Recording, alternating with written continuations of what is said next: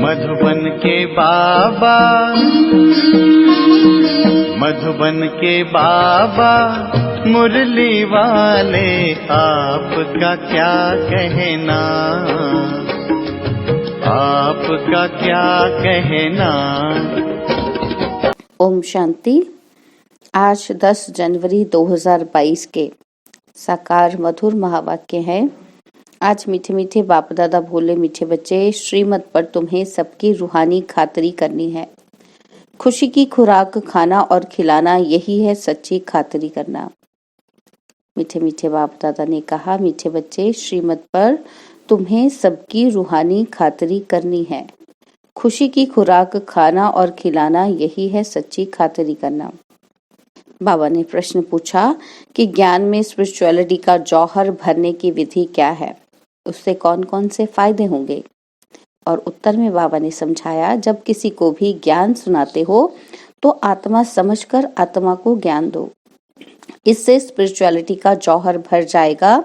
इस नई आदत से किसी को भी ज्ञान सुनाएंगे तो उसे झट तीर लग जाएगा, शरीर का भान भी खत्म होता जाएगा और फिर माया के तूफान व बुरे संकल्प भी नहीं आएंगे, क्रिमिनल आई भी नहीं रहेगी।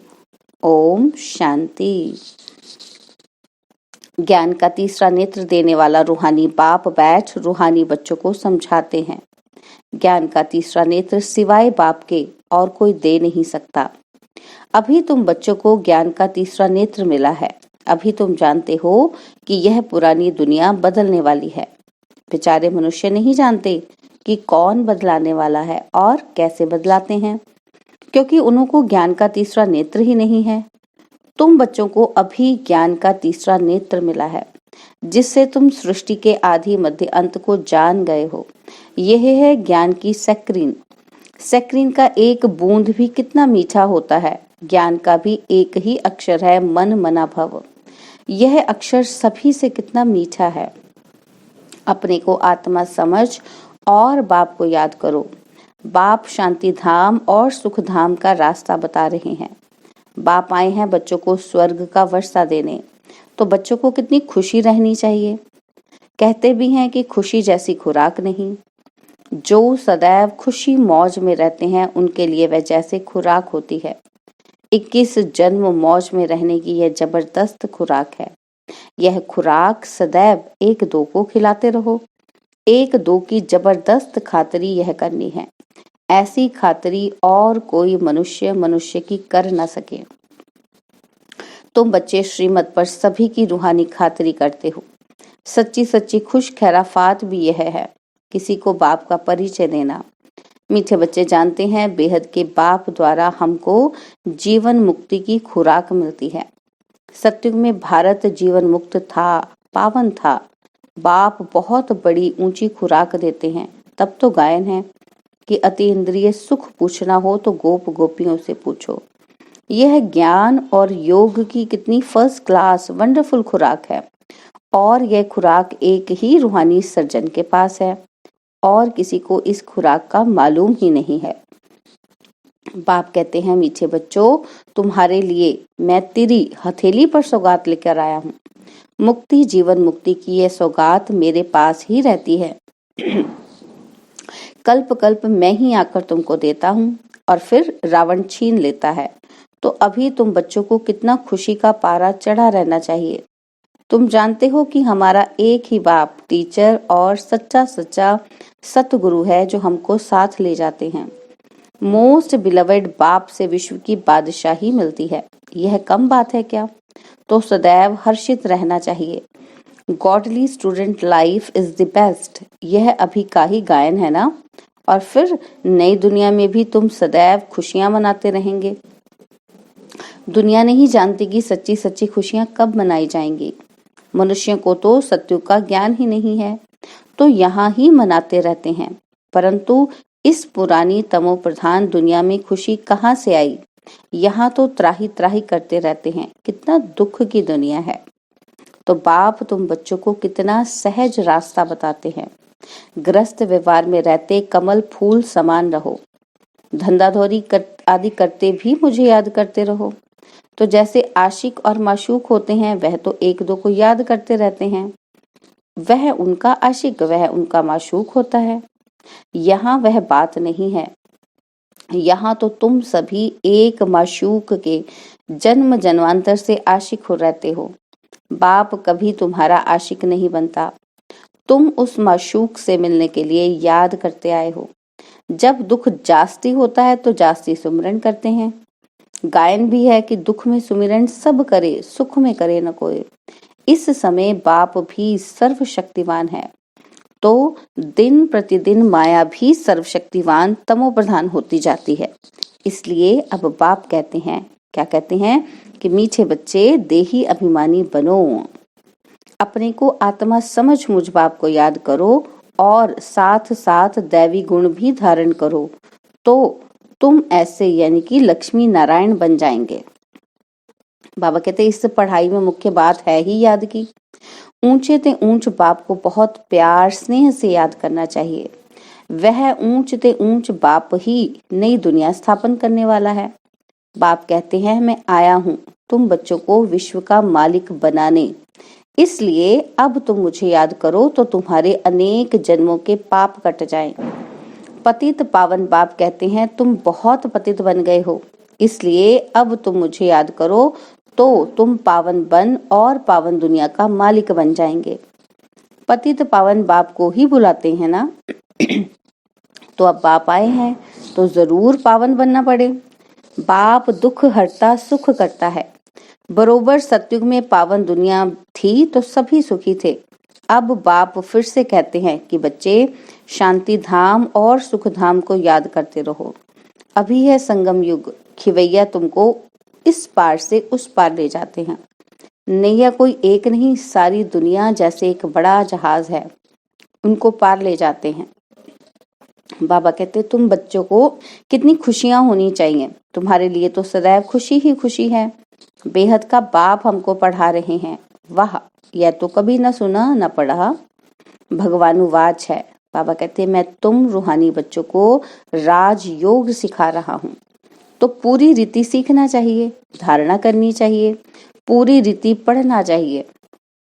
पढ़ाई में नंबरवार तो सदैव होते ही हैं। अपने को देखना चाहिए कि मैं उत्तम हूँ, मध्यम हूँ व कनिष्ठ हूँ। बाप कहते हैं अपने को देखो, मैं ऊंच पद पाने के लायक हूँ, रूहानी सर्विस करता हूँ। क्योंकि बाप कहते हैं बच्चे सर्विसेबल बनो, फॉलो करो। मैं आया ही हूँ सर्विस के लिए, रोज सर्विस करता हूँ, इसलिए ही तो यह रथ लिया है। इनका रथ बीमार पड़ जाता है तो भी मैं इनमें बैठ मुरली लिखता हूँ। मुख से तो बोल नहीं सकते तो मैं लिख देता हूँ, ताकि बच्चों के लिए मुरली मिस ना हो। तो मैं भी सर्विस पर हूँ ना। तो यह है रूहानी सर्विस। तुम भी बाप की सर्विस में लग जाओ, ऑन गॉड फादरली सर्विस। बाप ही तुमको सारे विश्व का मालिक बनाने आए हैं। जो अच्छा पुरुषार्थ करते हैं उनको महावीर कहा जाता है। देखा जाता है कौन महावीर है, जो बाबा के डायरेक्शन पर चलते हैं। बाप का फरमान है अपने को आत्मा समझ, भाई भाई देखो, इस शरीर को भूल जाओ। बाबा भी शरीर को नहीं देखते हैं। बाप कहते हैं कि मैं आत्माओं को देखता हूँ। बाकी यह तो ज्ञान है कि आत्मा शरीर बिगर बोल नहीं सकती। मैं भी इस शरीर में आया हूँ, लोन लिया हुआ है। शरीर के साथ ही आत्मा पढ़ सकती है। बाबा की बैठक यहाँ है। यह है अकाल तख्त। आत्मा अकाल मूर्त है। आत्मा कब छोटी बड़ी नहीं होती, शरीर छोटा बड़ा होता है। जो भी आत्माएं हैं उन सभी का तख्त या भ्रिकुटी का बीज है। शरीर तो सभी के भिन्न भिन्न होते हैं। किसका अकाल तख्त पुरुष का है और किसी का अकाल तख्त स्त्री का है। बाबा कहते और किसी का अकाल तख्त बच्चे का है। बाप बैठ बच्चों को रूहानी ड्रिल सिखलाते हैं। जब कोई से बात करो तो पहले अपने को आत्मा समझो। हम आत्मा फलाने भाई से बात करते हैं। बाप का पैगाम देते हैं कि शिव बाबा को याद करो, याद से ही जंग उतरनी है। सोने में जब अलाई पड़ती है तो सोने की वैल्यू ही कम हो जाती है। तुम आत्माओं में भी जंग पड़ने से तुम वैल्यूलेस हो गए हो। अब फिर पावन बनना है। तुम आत्माओं को अब ज्ञान का तीसरा नेत्र मिला है। उस नेत्र से अपने भाइयों को देखो। भाई भाई को देखने से कर्मेंद्रियां कब चंचल नहीं होंगी। राज भाग लेना है, विश्व का मालिक बनना है तो यह मेहनत करो। भाई भाई समझ सभी को ज्ञान दो तो फिर यह टेव पक्की हो जाएगी। सच्चे सच्चे ब्रदर्स तुम सभी हो। बाप भी ऊपर से आए हैं, तुम भी आए हो। बाप बच्चों सहित सर्विस कर रहे हैं। सर्विस करने की बाप हिम्मत देते हैं। हिम्मते मर्दा तो यह प्रैक्टिस करनी है ना। हिम्मते मर्दा तो मददे बाप। तो बाबा कहते यही प्रैक्टिस करनी है कि मैं आत्मा भाई को पढ़ाता हूँ। आत्मा पढ़ती है ना, इसको स्पिरिचुअल नॉलेज कहा जाता है, जो रूहानी बाप से ही मिलती है। संगम पर ही बाप आकर यह नॉलेज देते हैं कि अपने को आत्मा समझो। बाबा कहते तुम नंगे आए थे और फिर यहाँ शरीर धारण कर तुमने 84 जन्म पाठ बजाया है। अब फिर वापस चलना है, इसलिए अपने को आत्मा समझ भाई भाई की दृष्टि से देखना है। यह मेहनत करनी है। तुम बच्चों को अपनी मेहनत करनी है, दूसरे में हमारा क्या जाता। बाबा कहते चैरिटी बिगिंस एट होम, अर्थात पहले खुद को आत्मा समझ फिर भाइयों को समझाओ तो अच्छी रीति तीर लगेगा। यह जौहर भरना है। मेहनत करेंगे तब ही ऊंच पद पाएंगे। बाप आए ही हैं फल देने के लिए, तो मेहनत करनी पड़े, कुछ सहन भी करना पड़ता है। बाबा कहते तुम्हें कोई उल्टी सुल्टी बात बोले तो तुम चुप रहो। तुम चुप रहेंगे तो फिर दूसरा क्या करेगा। ताली तो 2 हाथ से बजती है। एक ने मुख की ताली बजाई, दूसरा चुप कर दे तो आप ही चुप हो जाएंगे। ताली से ताली बजने से आवाज हो जाता है। बच्चों को 1-2 का कल्याण करना है। बाप समझाते हैं बच्चे सदैव खुशी में रहना चाहते हो तो मन मना भव। अपने को आत्मा समझ बाप को याद करो। भाइयों की तरफ देखो, यानी कि अन्य आत्माओं की तरफ देखो। बाबा कहते भाइयों को भी यह नॉलेज दो। यह टेव आदत पड़ जाने से फिर कभी क्रिमिनल आई धोखा नहीं देगी। ज्ञान के तीसरे नेत्र से तीसरे नेत्र को देखो। बाबा भी तुम्हारी आत्मा को ही देखते हैं। कोशिश यह करनी है सदैव आत्मा को ही देखें, शरीर को देखें ही नहीं। योग कराते हो तो भी अपने को आत्मा समझ भाइयों को देखते रहेंगे तो सर्विस अच्छी होगी। बाबा ने कहा है भाइयों को समझाओ। भाई सभी बाप से वर्षा लेते हैं। यह रूहानी नॉलेज एक ही बार तुम ब्राह्मण बच्चों को मिलती है। तुम ब्राह्मण ही फिर देवता बनने वाले हो। इस संगम युग को थोड़े ही छोड़ेंगे, नहीं तो पार कैसे जाएंगे, कूदेंगे थोड़े ही। बाबा कहते ये वंडरफुल संगम युग है, तो बच्चों को रूहानी यात्रा पर रहने की आदत डालनी है। तुम्हारे ही फायदे की बात है। बाप की शिक्षा भाइयों को देनी है। बाप कहते हैं कि मैं तुम आत्माओं को ज्ञान दे रहा हूँ, आत्मा को ही देखता हूँ। मनुष्य मनुष्य से बात करेगा तो उसके मुख को देखेगा ना। तो बाबा कहते तुम आत्मा से बात करते हो तो आत्मा को ही देखना है। भल शरीर द्वारा ज्ञान देते हो, परंतु इसमें शरीर का भान तोड़ना होता है। तुम्हारी आत्मा समझती है कि परमात्मा बाप हमको ज्ञान दे रहे हैं। बाप भी कहते हैं कि आत्माओं को देखता हूँ, और आत्माएं भी कहती हैं कि हम परमात्मा बाप को देख रहे हैं, उनसे नॉलेज ले रहे हैं। इसको कहा जाता है स्पिरिचुअल ज्ञान की लेन देन, आत्मा की आत्मा के साथ। आत्मा में ही ज्ञान है, आत्मा को ही ज्ञान देना है। यह जैसे जौहर है, तुम्हारे ज्ञान में यह जौहर भर जाएगा तो किसी को भी समझाने से झट तीर लग जाएगा। बाप कहते हैं प्रैक्टिस करके देखो तीर लगता है या नहीं। यह नई आदत डालनी है तो फिर शरीर का भान निकल जाएगा, माया के तूफान कम हो जाएंगे। बाबा कहते हैं बुरे संकल्प नहीं आएंगे, क्रिमिनल आई भी नहीं रहेगी। हम आत्मा ने 84 का चक्र लगाया है, अब नाटक पूरा होता है। अब बाबा की याद में रहना है। याद से ही तमो प्रधान से सतो प्रधान बन सतो प्रधान दुनिया के मालिक बन जाएंगे। कितना सहज है। बाप जानते हैं बच्चों को यह शिक्षा देना भी मेरा पाठ है, कोई नई बात नहीं। हर 5000 वर्ष बाद हमको आना होता है।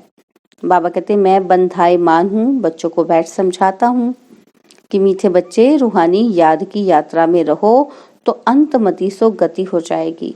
यह अंत काल है ना, मामेकम याद करो तो तुम्हारी सदगति हो जाएगी। याद की यात्रा से पाया मजबूत हो जाएगा।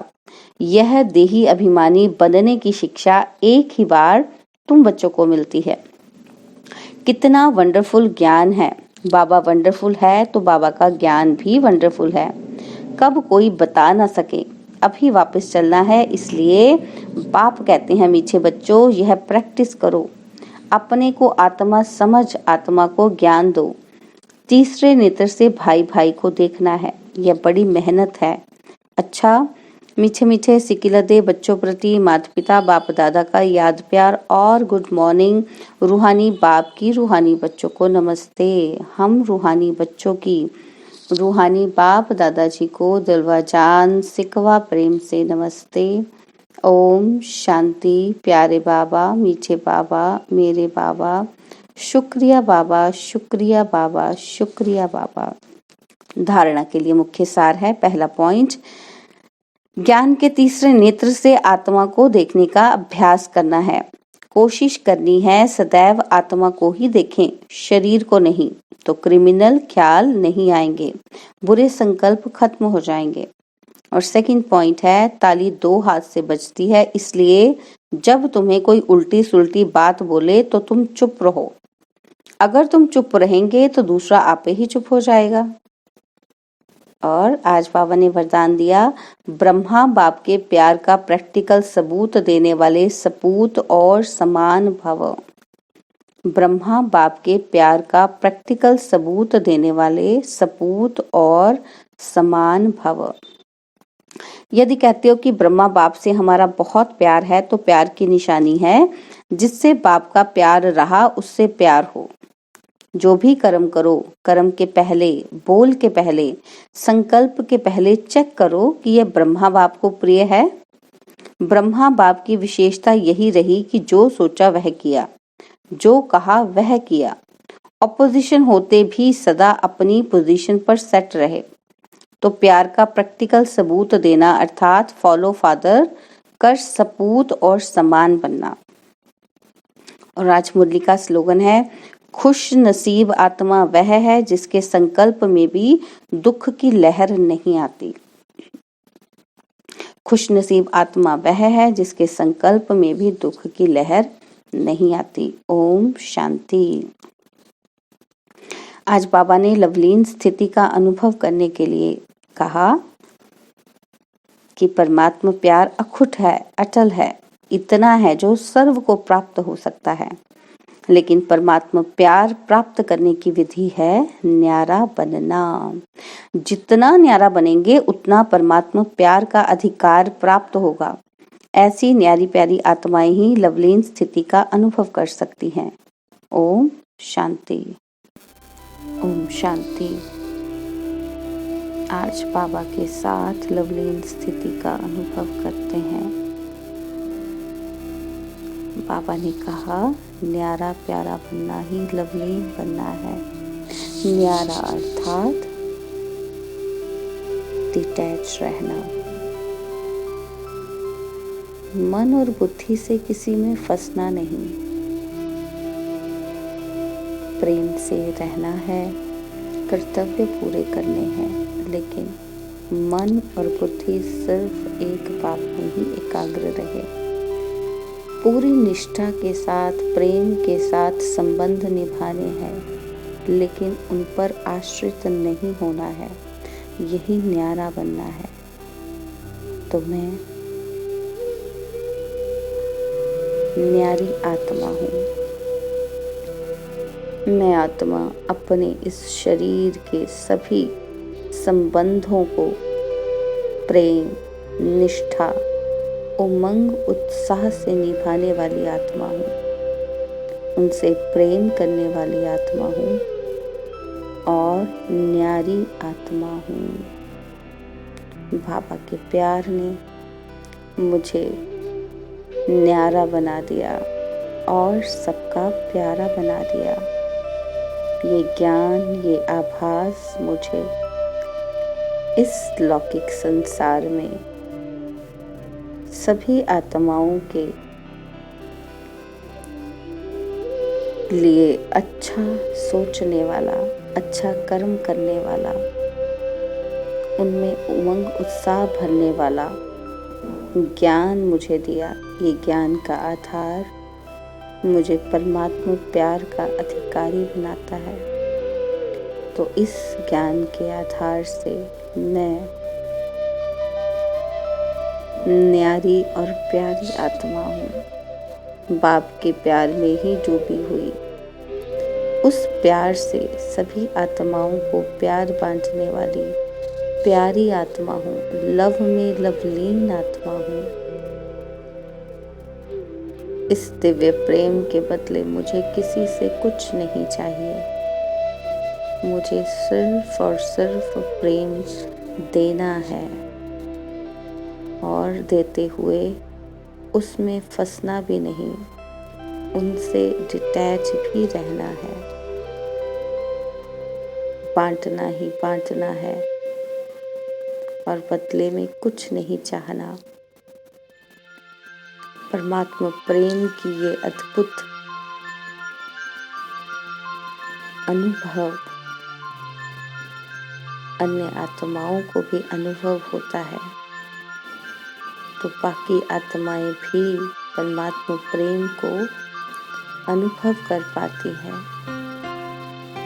परमात्मा ने मुझे इस निमित्त बनाया, मुझे न्यारा और प्यारा बनाया, अपने प्यार में जैसे डुबो दिया। मैं परमात्मा प्यार की अधिकारी, न्यारी, लव में लीन आत्मा हूँ। शुक्रिया बाबा अपना ये प्यार देने के लिए, मुझे अपने प्रेम सागर में डुबोने के लिए। शुक्रिया बाबा, शुक्रिया बाबा, शुक्रिया बाबा।